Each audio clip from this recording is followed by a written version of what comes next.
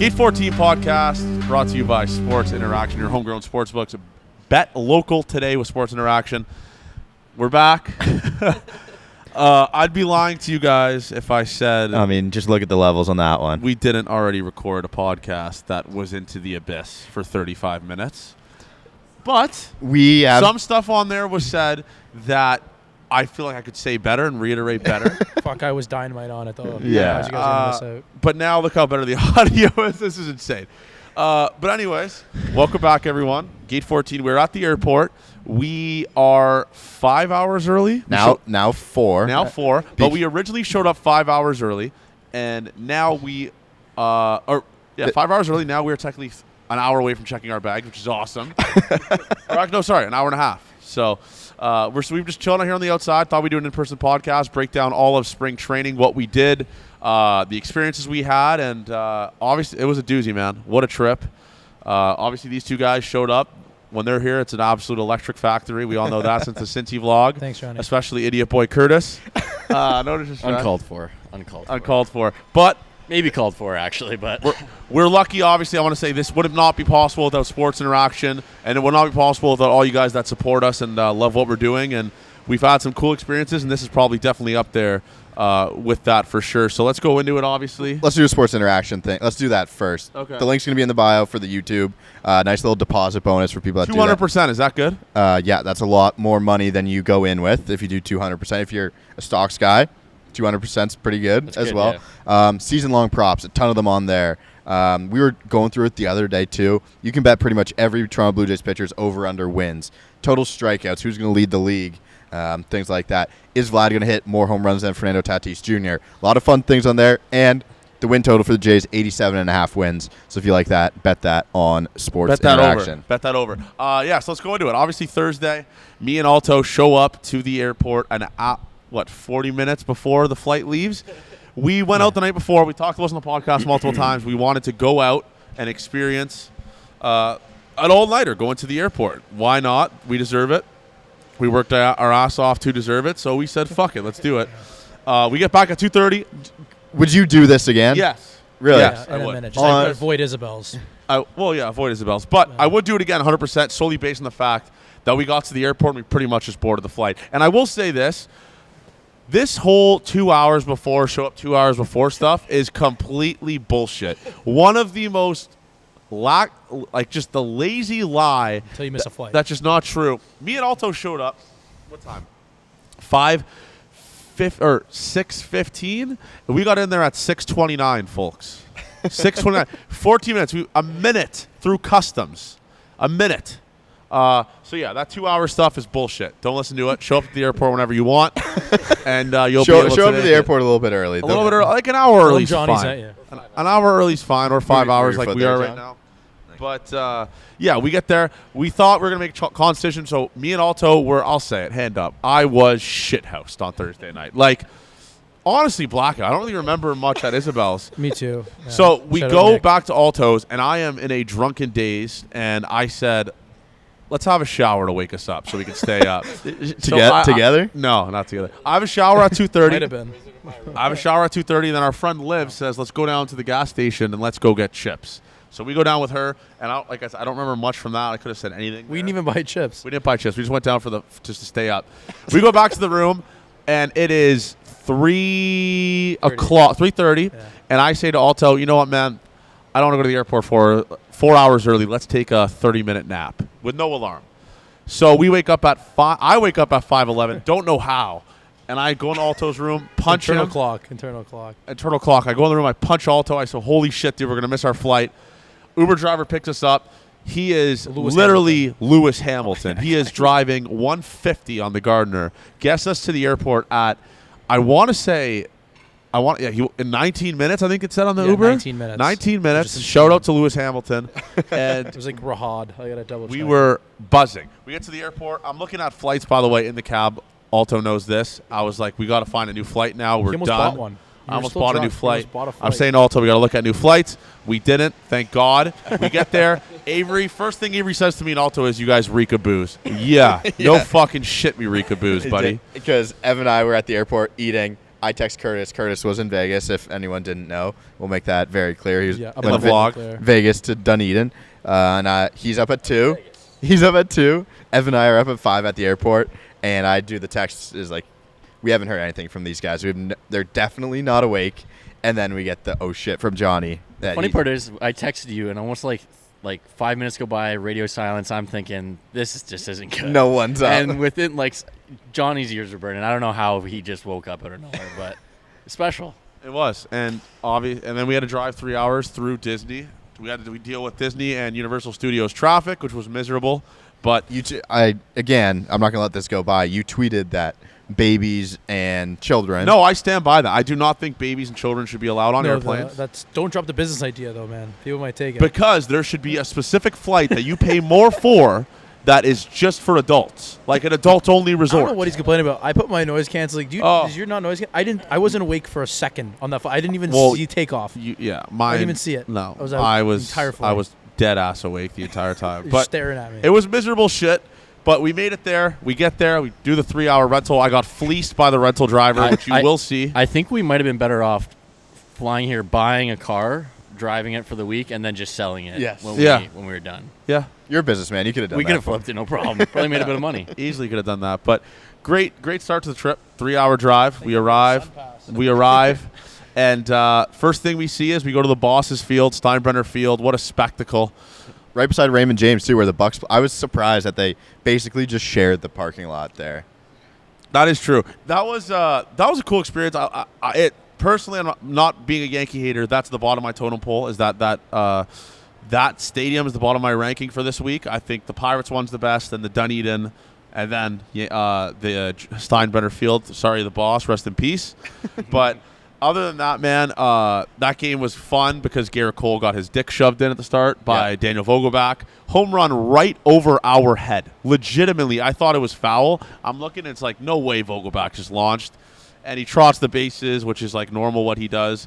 And apparently, per source, he calls every pitcher he gets home run off of his bitch for life. So Vogelbach's the best. What a legend of a guy. So I'm looking forward to seeing him in Blue Jays blue. We also got Ernie triple in the gap, Davis home run. So it was the greatest start ever. What an inning. It did suck that the Yankees are the greatest team of all time. Juan Soto, nuke. Juan Soto, I believe Rizzo too. Yep.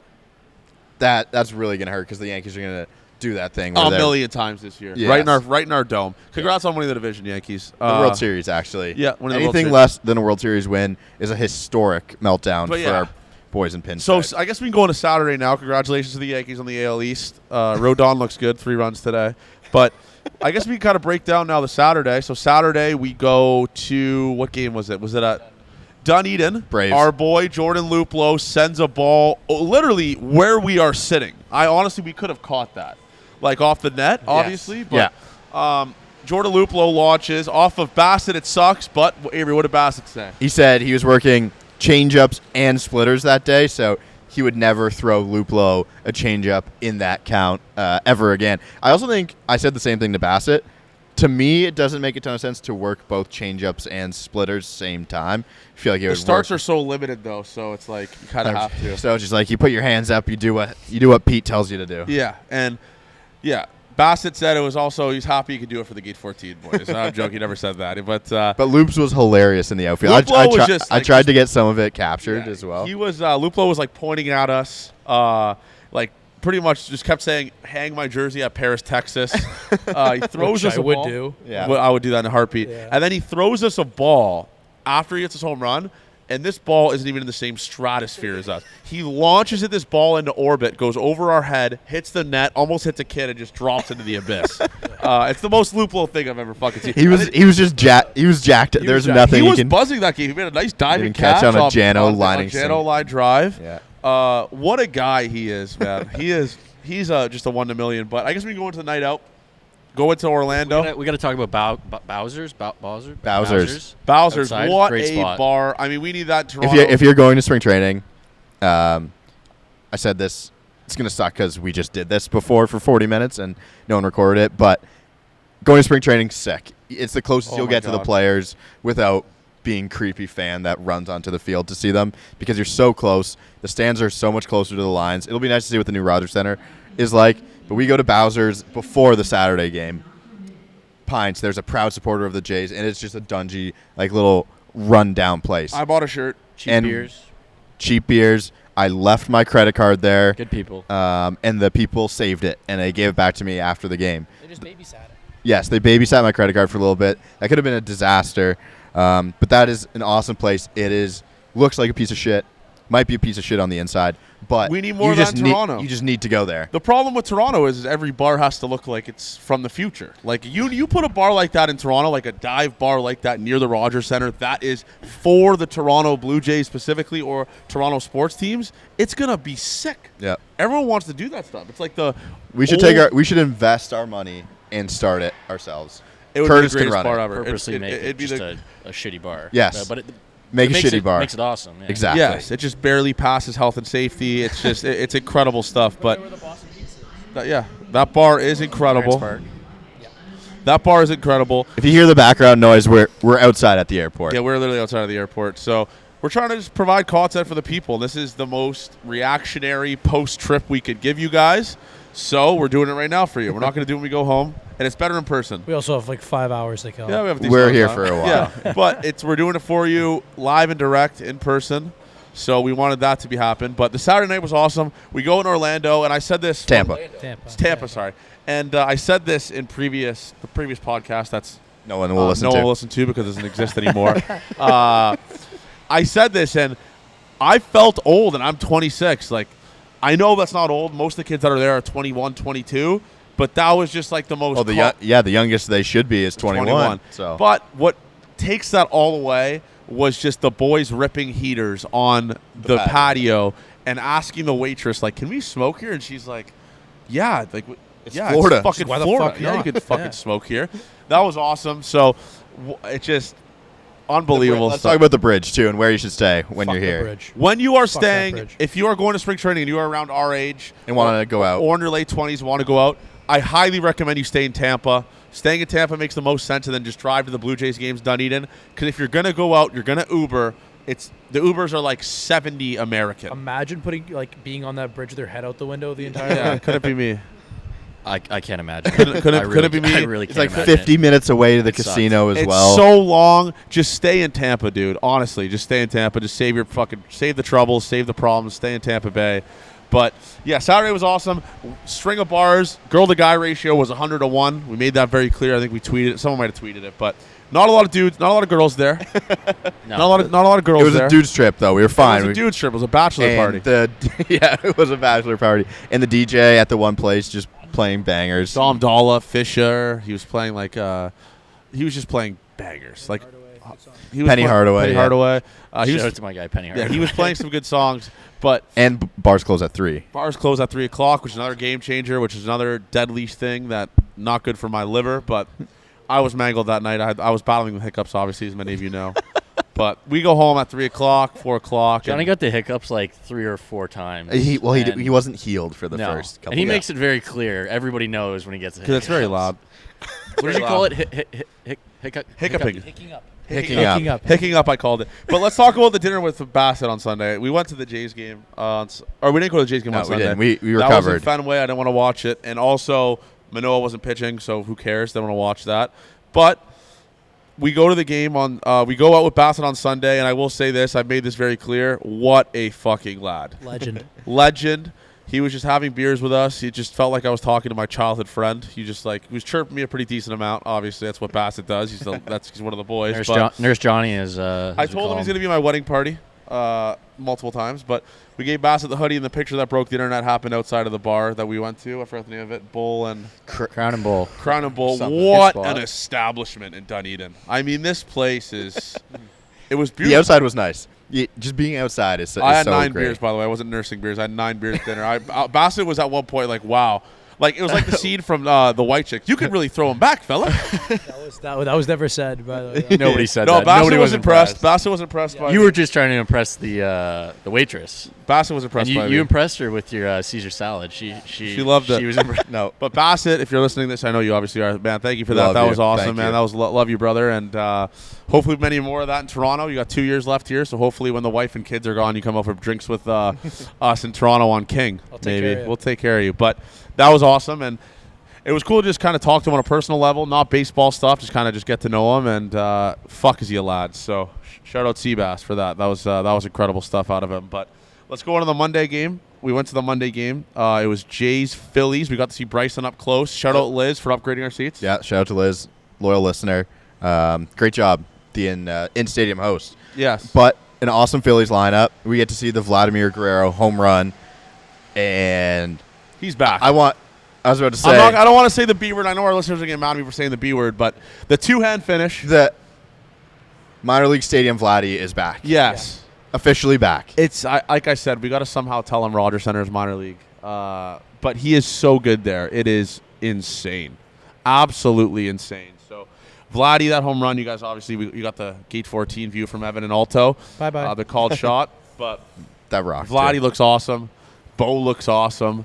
Kirk looks awesome. The entire starting pitching staff. Dude, Paulo Espino looks insane. Yeah. Like we were talking about it with Keegan. He looks insane. He knows what he's good at, and he's really good at throwing 89 and spinning an overhead breaking A ball. young Marco Estrada, the streets are saying. I don't know. He's not that young, but How- he's like 37 or 36, something. yeah. Whatever, he's Bull Durham. He's our Bull Durham. He's the rookie. I love Paulo Espino. I'm addicted to Espino. I love him. I'm happy for him. But he was awesome. He's looked great. Everyone's looked great, man. I'm excited to see Jano back. Obviously, he's sick. He said, I believe, or the report. Yeah, came out, so- tough week for player interviews because Yeah, of everything player that interviews sucked this week. And obviously, it's not. Mitch it's- was awesome. Mitch was awesome, but Jano was sick. Jano's sick. It's the Swanee Gossman. situation. Yeah, Swanee situation. Gossman's injured. I'm sure he's not wanting to do media at the Gate 14 house when he is injured. And Bassitt's taking care of one of Swanee's kids. So while Swanee's tending to Toby, so And hope they're hope doing Toby's well. doing better. Go straight to the guy Bassitt is, by the way. Just taking care of one of his kids when he's in the hospital, taking care of Toby. So yeah, a lot of tough bounces there, but we made the most of it with the content, and we got to see the guys the next day, which we'll go into. So Tuesday, we go for dinner. Ernie Schneider invites us there, and it's just the entire Jays team. So see, the Jays guys know what Gate 14 is. Some guys come up to us, say Gate 14. Some guys recognizing us, and just obviously we mentioned Gate 14, and they know what it is. That will never not be crazy. And the guys who don't say their first name, and it's like, okay, I yeah. introduce them by first, and we just know who they are. Yeah, and we know that's who it. they are. But we got to chill last night with Ricky T, Chad Dallas. Huge beauty. He's such a fucking beauty, Chad Dallas. Mitch was there. Mitch White was there. Nate Pearson was there. It was at literally everyone. And we got to get close to all of them and just kind of muck it up and talk to them on a personal level, which was sick. And then the best part of the night was our old friend, me and Avery Schwarber shows up. Our soldier. Our soldier, Schwarber, shows up with Whit Merrifield, Garrett Stubbs, and Brandon Marsh. I know Brandon Marsh. I know Schwarber. And obviously with Merrifield, we mentioned. mutual friends with Garrett Stubbs. Mutual friends with Garrett Stubbs, so that was sick. And Schwarber immediately comes up to me, hugs me, tells me asks me how I'm doing. And then I say to Whit Merrifield, I'm Johnny with Gate 14. He immediately just knows who I am. No, you said, I'm Johnny. He said, oh, Gate 14 guy. That's what he said. Gate 14 guy. And fuzzy. he said, you hated me at the start, then you liked me, then you hated me. I don't know how much I hated him at the end. Maybe that last run there he had with the Jays and he was playing over Schneid's kind of pissed me off. But I wouldn't say I was that hard on Whit Merrifield. I don't remember, man. You say stuff about everyone. We talk about every single game they play. I can't remember. It does get. I guess that's a good segue. I think it's more the tweets they see than you actually. I do Dunny, tweet a lot as you well barely too. tweet. No. Yeah, you Yeah. don't tweet that often. But I want to say this. Obviously, speaking of the players, we got in a little. It was whatever yesterday. A guy comes up to us, says he loves what we're doing, loves the Gate 14 brand, loves the stuff, but he doesn't think he can come on the podcast because of how we talk about other players. And we talked about this in the previous podcast. That's gone into the abyss. But I did want to bring this up. I truly do think we are the most mild when it comes to chirping players on this team. Right? Yeah, I don't think it's for us to decide, but I agree that I would love to listeners to answer on that. All right, do we go out players hard? It's something we need to work on. I don't know, but I think that's what got us big. Not going at players. We're a player-first podcast. I truly do think guys like Bassitt, Gossman, Swanee, and Jana wouldn't go out of their ways to do stuff for us if we weren't a players-first podcast. They don't do that for their podcast. Johnny's a Rogers cuck. People forget. Like I have 75% of the internet saying I work for Ross Atkins and I'm a Rogers cuck, and then I have this one player who is saying he doesn't like how I talk. And I think that's the thing. You can't make. It's like politics. You can't make both sides like you, right? Yeah, that's a harsh reality to have to deal with at the end of the day. Is not everyone's gonna like us, not everyone's gonna like what we're doing. But he did say said some nice words. He said some nice words. Said he loves what we're doing. Said he loves the Gate 14 podcast. So no hard feelings there. He knows who he is. Yeah, obviously. if he hears us, the invite's always open. Yeah. That's all I got. It's just maybe we do go out players hard. It's hard to. We'll lose our listener base. We'll lose what built this podcast if we're not going at guys that we know are better than how they are playing. Yes. Right? Agreed. Like, we're not going at Cam Eden. Like, we're not going at, like, guys like that. We're going at the guys that are superstars, that are supposed to be superstars, that are supposed to be posting higher than a 1 WAR. That's something that we're going to have to do at the end of the day. That's something we're always going to have to do. And I will say it. I still love Vladdy. Obviously, he's one of my favorite Blue Jays ever.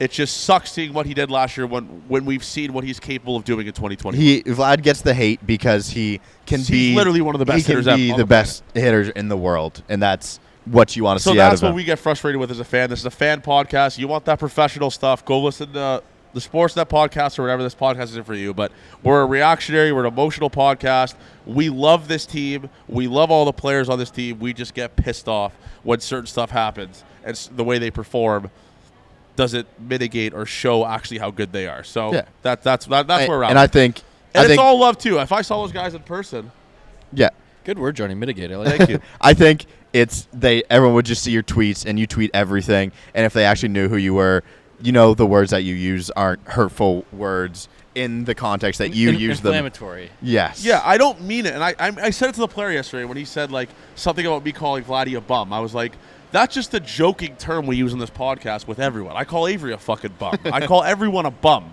Yeah. Like I call Garrett Cole a bum. Like it's nothing personal with that. But once they understand the verbiage of it, you should hear what he calls Curtis. Yeah.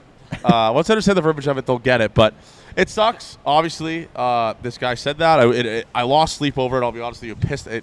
At the time, it pissed me off. I'm trying to talk you off the ledge of it being you thought it was very bad. I didn't think anything about it was bad at all. Okay. And I was trying to back you up and be like, okay, like you're gonna be okay with it, and we're good. You talked about the ledge. I think maybe in my brain, I think that happens a lot. I try and talk. In my brain, I play situations different than how they went. Maybe. Yeah, I'm not sure because I showed up to the talk a little bit. Because I want everyone on the team to like us. We're a player-first fucking podcast. I know that's not going to be the case. I know not everyone's going to like us. I want this to be a player-first podcast. He said he didn't like you though. He just said. I understand that. I get that. It's just you want it to be perfect. It wasn't perfect. We got to tiptoe a fine line of like chirping players when they're not playing good, as well as being fans. So that's a tough part of this. But other than that, though, last night was unbelievable. Truly a pinch me moment having Jay's guys come up to us and just say they listen. Like Whit Merrifield says he knows who the fuck I am, who you are, what Gate 14 is. It means we're doing something right. And that player who said, like, he doesn't know if he can come on, still having him even listen to this podcast is still crazy to me. So at the end of the day, no love lost, whatever. If he wants to come on, he can come on. He knows we'll be his guy forever. But it was just it was a weird situation that I don't want to get into in the middle of I don't whatever. even. Yeah, you saying weird situation, I wouldn't even call it weird. Whatever. It just it was a talk that happened. Yeah, and it's cool. And I think I handled myself fine there. I made points. He made points. So. I do want to comment. I don't think I've said it on this one before. We saw Ricky T there, and he is quite literally the biggest human. It was wild stuff. But yesterday was an incredible day, man. Seeing Davis and Ernie obviously was awesome. Davis is just our guy. Like Ernie rocks too. Ernie rocks. He's my lucky charm. Ernie is a pro baseball version of Curtis. He's just that guy. Every team needs a guy like Ernie Clement, and I've had that very clear, and that's why we vouch for him so much. Is because he is just the greatest locker room guy ever. Everyone loves him. It sucks couldn't meet Vogelbach yesterday. He was busy, but I would have loved to get that going. I know he would have loved the boys. He's just. I think Bassitt could help us with Vogelbach at some point. For sure. Another thing, we gave players new merch. Yes. Coming out. So, Ev, toss Johnny that. So we have new merch coming out here soon. If you're watching this on YouTube, you can see it. New logo. Shout out Cam Law for making this logo. The best ever. Best ever. Great logo. It'll be coming out soon. We have no idea when it's coming out. Well, but I'm aiming for April. Oh, yeah. April. As soon as possible. As soon as quality, possible. too. I will say this, that. though. There will be 2 different ones. This one The will Nike be one's just very expensive. It will is be expensive. Very And- nice, though. Yes. And it's better quality. And the second one will be less quality, probably a Gildan, and significantly cheaper. Depends on what you want. It depends on what you're willing to spend. We're not going to try to fuck people over with it. But that's where we're at with that. But I want to talk a little bit about baseball. This week was great. We got to see Bryson, everyone like that. You'll see it in the vlog. The vlog will be coming out Tuesday. I think the vlog's going to come Tuesday. We're going to drop Mitch White on Sunday as well. This podcast tonight or tomorrow, obviously. I'm looking forward to having people hear the recap of this. But some guys I didn't want to talk about in spring training. We got to give us flowers. Vladdy, again, looks incredible. We said it multiple times in this podcast. He looks amazing. Two-handed finish, which is kind of weird, but it still looks like it's insane. Yeah. Like it's like stays through the zone. The two-handed finish makes you stay through the zone longer. Johnny hitting coach will tell you that. He looks awesome. Kirk is better. He seems to have gone away from the two-handed swing a little bit because every follow-through it looked like one hand by the end of it yesterday. He was switching it up a little bit. But Kirk looks hitting the ball hard. Again, a little bit of double play balls. I'd wish that could drop a little bit. But he looks good. Vladdy, Bo, everyone looks good. I can't wait to see. The main guys have looked decent enough to get Turner, you cannot turn into that list too. Justin Turner looks unbelievable. The one has kind of gone down the Varsho since the first week, kind of in a lull Kind of again. pulling the ball on the ground again, not elevating and celebrating. Yeah, and then he was helpless against a lefty yesterday. I still believe in him for the season. I'm not gonna be out just because of 1 week of spring training. Me neither. I still think Varsho will be good, 30+. He just has to elevate the ball more. But pitching-wise, everyone looks incredible. Jose Barrios, the entire pitching staff, every single person we have talked to says he is looks the best. Just looks absolutely insane. And with Gossman taking a step back, being injured a little bit here, maybe Barrios might have to start that opening day. I don't know. But Gossman would talk highly of him. Bassitt, Bowden, Mitch, everyone talked highly about Jose Barrios. So I'm really looking forward to seeing Jose Barrios this season. Yeah, I think I'm not going to be worried about the pitching yet. Uriel would be nice to see him soon in a game. And then Alec. Ricky T. Alec is a little bit concerning. But you'd think a guy like that builds himself up to be ready for spring, and then it doesn't bounce back well after his first outing. Concerning for me. So it doesn't look like an opening day start for Alec, potentially. Opening day start on the team. Maybe an He'll IL. start AAA. And that's a good thing about having Bowden Francis, who I think will be the fifth starter at the end of the day. We talked about this. I think Bowden Francis has easily earned that role. His stuff is nasty. He's deserved it. He was really good last year. Hit 97. It was 97 yesterday, yeah. Or whatever it was, 2 days, whenever he pitched last. But he looks awesome. So there's no concerns with the pitching. There never will be. The concerns I have, obviously, are where is IKF going to slot? He doesn't look that good at the plate. Eduardo Escobar, I hate to say it. Sure, he's a great guy. Everyone talks glowingly of him. He's got to get a hit. He's not making this team. No. He's 0 for 15 with 8 strikeouts. When you give the minor league deal, it's like, hey, you got to take this opportunity and run with it. And he's not run with it at all. But you know who's running with it? Nathan Lucas, man. 8 for 15 with 5 doubles, I want to say. Just raking. And yesterday he hit a double down the line, I believe. No, I think that's true. He looks awesome. Nathan Lucas looks unbelievable, and he's going to be that fifth outfielder, I guess, because IKF will maybe slot there. Same with David Schneider, but Nathan Lucas looks incredible. He's obviously raising eyebrows this spring, and he's probably the one guy in the minor leagues not named Ernie Clement or David Schneider that's really stood out to me. Like Roden kind of slowed down a little bit. Yeah, and those like Palmigiani we don't really see as often either. We like to see some more looks. And Orelvis, another one that Addison Barger looks good. I'll say that as well. Do you want to go?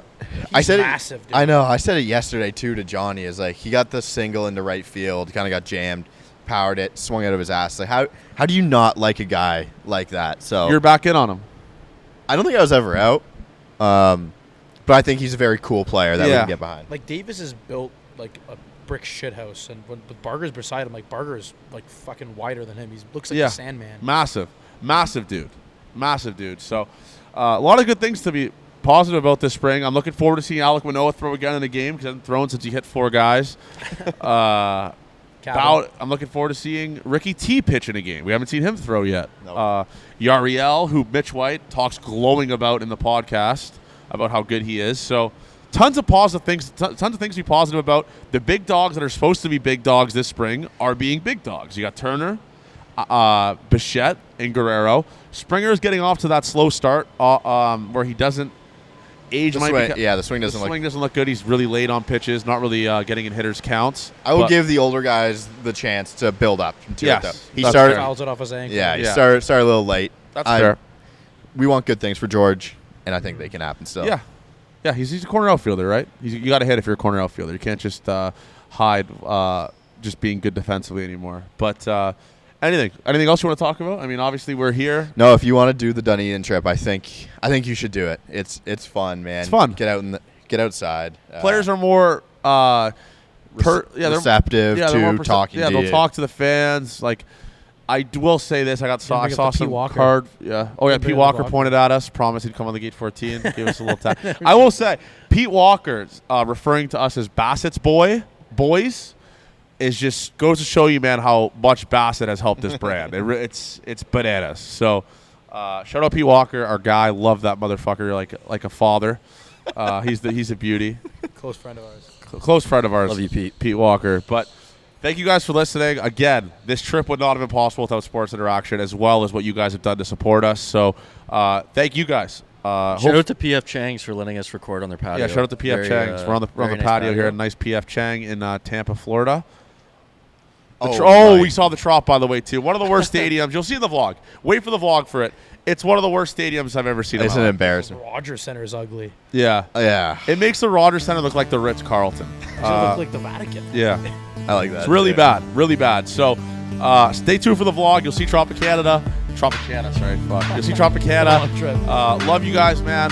Gate 14 forever. And we will talk to you guys Sunday maybe or sometime next week. Stay tuned for the vlog.